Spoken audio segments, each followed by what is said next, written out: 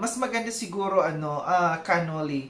Since na nandiyan ka na sa kabilang bakod, nandiyan ka na sa community ni Ruel of Malalag, siguro mas magandang iwasan muna na itapik pa, no, napasaringan pa or ihambing pa yung kalingap diyan sa kung saang community meron ka.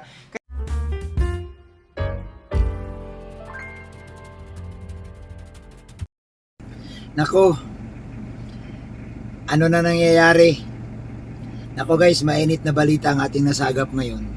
Itong si Kanoli, abay patuloy pa rin guys sa pagpaparinig, pagpapasaring at pagkukumpara sa kalingap. Akalain mo bang kinukumpara niya dapat daw ay katulad sa kabila yung totoong pagtulong? Nako, ito guys ang ating pag-uusapan sa gagawin kong reaction. At doon sa mga viewers, guys, kasali kayo. Comment kayo dyan sa ating comment section kung ano pa dapat ang dapat gawin, no, ni Kanoli. Magbigay tayo guys ng advice, pero wag pong pambabas. Wag ho tayong mambalahura, wag ho tayong manghusga, no, mangyurak ng kapwa. Ang importante guys, marunong tayong umintindi at magbigay ng tamang komento dito sa ating pag-uusapan. Pero bago yan, guys, isubscribe nyo muna ang aking YouTube channel. Tayo po'y lumalaki na. Tayo ho'y 270,000 na guys. Kaya sa hindi pa nakasubscribe, isubscribe nyo na guys at i-like. Mahalaga po ang like upang po ma-share pa ni YouTube sa ibang mga viewers. Okay, tuloy na tayo. So ito na nga guys ang nangyari. Sa live ni Kanoli, nako, mayroon na naman siyang paghahambing. Hinahambing niya yung ibang mga charity vlogger na talagang tuloy-tuloy daw ang pagtulong. Hinahambing niya dito sa dati niyang community ng Team Kalingap. Kaya naman, nako po, hindi nakatiis si Sangkay Lons. Si Sangkay Lons guys, nagbibigay ng kanyang paalala kay Kanoli. Magbibigay si Sangkay Lons sa kanyang paalala kay Kanoli. Pero bago natin panoorin ang paalala ni Sangkay, ito muna panoorin natin guys ang sinasabi ni Kanoli. Kaya nga si Sangkay Lons nakapagbigay ng payo sa kanya kasi ang napanood ni Sangkay mukhang tika lang, mukhang red flag ito. So guys, panoorin muna natin itong pahayag, no, ni Kanoli. Ito yun. Buti na nga lang talaga kay Dodong Ruel walang mga reactors at tahimik. Dapat talaga ganun, ano? Tingnan nyo po yung ibang mga charity vlogger dyan. Di ba payapa sila na nagcha-charity? At nakakabilib sa kanila, no? Humina man ang views, mahina man, pero diretso pa rin, ano? Dire-diretso pa rin ang kanilang pagcha-charity. Ito talaga yung tunay na nagcha-charity, hindi yung pakitang tao lang. Kasi yung iba, pag nagcha-charity at humina ng views, ay hindi na makapag-charity. pero sabi noon, hindi kahit walang sponsors, tuloy pa rin ang kanilang pagcha-charity. O sige nga, walang sponsor, mahina ang views, pero bakit parang bihira na tayo makakita ng mga nagcha-charity dito sa mga charity vlogger, iilan-ilan na lang. Kaya makikita mo ngayon kung sino talaga ang may pusong pagcha-charity, Kanoli, may pumalit na po sa inyong pag-alis si Kalingap, si Federico, ha? Di ba ito yung number 1 basher? Tingnan mo nga naman.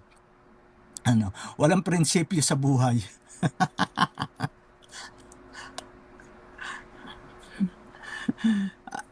Arles Balanza, yung iba kasi Kanoli walang alam sa pagtulong nyo, nakisawsaw lang sa mga isyo.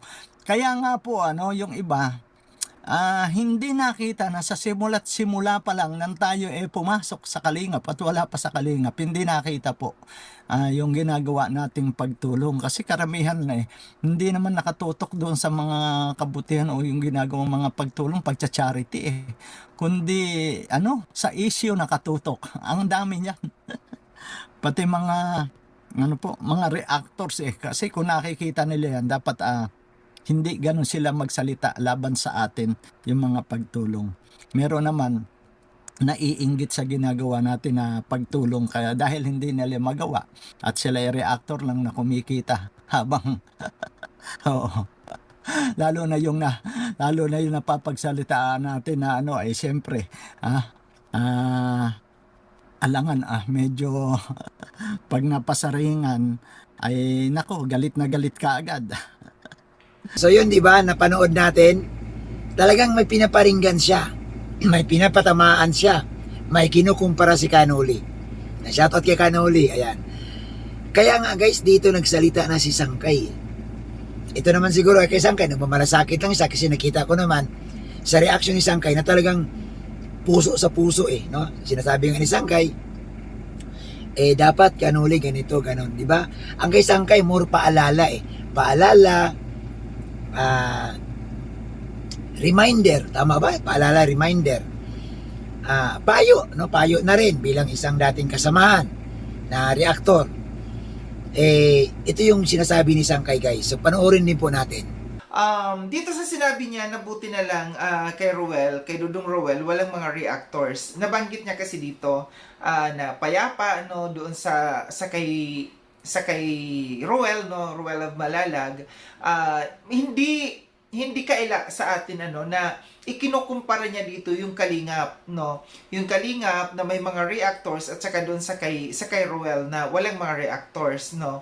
Ang masasabi ko lang dito, nasaan ba ano bang stand ni Canoli, no, doon sa community ni Ruel?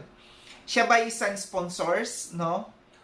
Kasi kung masasabi natin na na siya ay purely sponsor doon sa community ni Ruel of Malalag, wala siyang YouTube channel. Pero ang ginagawa niya kasi, naggagawa siya ng reaction patungkol dito sa community ni Ruel. Kaya yung sinabi niya na walang reactors doon sa loob ng community ni Ruel, masasabi ko na siya yung reactor, no? Siya ang reactor doon sa loob ng community ni Ruel. Dalawa sila, doon si Daddy Donut, no? Pero neutral lang naman yung kay Daddy Donut doon sa pag-reaction. Pero dito sa kay Canoli, ang nakikita, pasensya na Canoli, no? Iko-correct ko lamang yung pagkasabi mo na buti doon sa community ni Ruel, walang mga reactors. Lumalabas kasi dito na ikaw ang naging reactor dito sa loob ng community ni Ruel. Hindi ka man ina-acknowledge, hindi man sinasabi dito na ikaw ay isang reactor, pero yung ginagawa mo na pagla-live, no, diyan, lumalabas na ikaw ay reactor ni Ruel kasi dinedepends, andyan, nire-reactionan mo yung mga kasamahan ni Ruel, nire-reactionan mo yung mga ginagawa ni Ruel. So, ang dating kasi diyan, reactor ka na rin, no? And sabi niya dito, yung ibang mga charity vloggers, payapa ang mga pagcha-charity, no? Itong mga charity vloggers, no? Sabi niya, yung may nabanggit siya dito na yung iba hindi pakitang tao yung ginagawa, no? So, ang dating din talaga sa akin dito, no? Pinaghahambing niya, pinagkukumpara niya yung Kalingap at saka yung community ni Ruel, no? Yung sinasabi niya na payapa, yung pagcha-charity, unlike dito, hindi man niya nabanggit, no, pero alam natin, no, na ang kanyang tinutukoy dito ay Kalingap, no.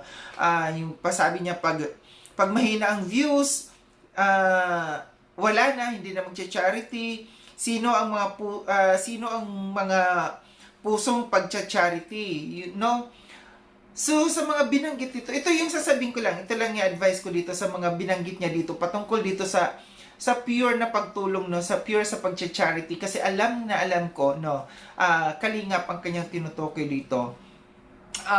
Mas maganda siguro, Canoli, since na nandiyan ka na sa kabilang bakod, nandiyan ka na sa community ni Ruel of Malalag, siguro mas magandang iwasan mo na itapik pa, no, napasaringan pa, or ihambing pa yung Kalingap diyan sa kung saang community meron ka. Kasi sabi mo nga payapa na diyan, no? Pero dito sa ginagawa mo, kung ibang reactors ang makapanood dito, gagawan talaga ito ng hindi magandang reaction para sa iyo, no?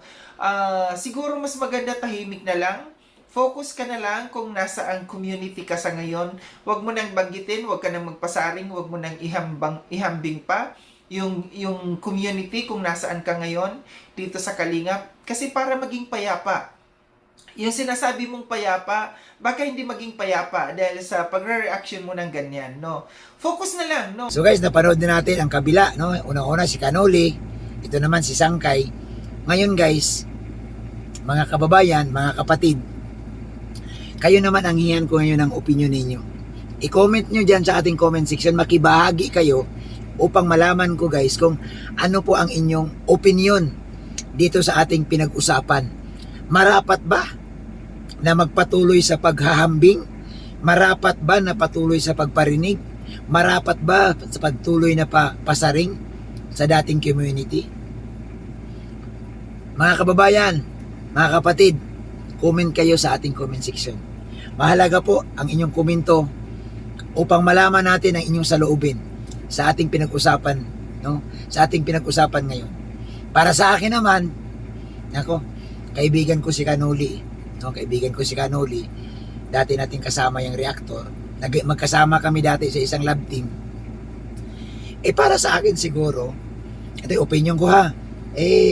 Para maiwasan na rin na mareaksyonan si Canoli, maiwasan na rin na sagutin yung kanyang mga parinig, siguro mag-focus na lang siya doon sa kanyang bagong community. Kumbaga, kung mayroon man siyang mababasa sa kanyang live, siguro iwasan na lang. Kasi hindi talaga natin maiwasan na mayroong nakakarinig, mayroong nakakapanood, at yan sasabihin din dito naman sa kabila. Doon magmumula ang bakbakbakan na naman. Magmumula na naman ang palitan ng pananaw. Para sa akin siguro, kung talagang andoon na si Canoli, focus na lang siya doon, magbigay siya ng tamang reaksyon doon sa mga vlog ng kanyang kinaanibang community. Para lang sa akin para magkaroon na ng katahimikan. Yun naman po, no? Napaka-iksi lang ng aking binitawang payo dahil siguro si Canoli naman lubos, no? Na may kaalaman pagdating sa mga ganitong sitwasyon. So yun na lamang po ang ating malit na reaksyon. Maraming salamat mga kapatid, mga kababayan. Guys, please subscribe Kuya Bal Santos Matubang, Kalingap Rab at Atid na. Siyempre, ang inyong lingkod, Bobby TV 143. Salute!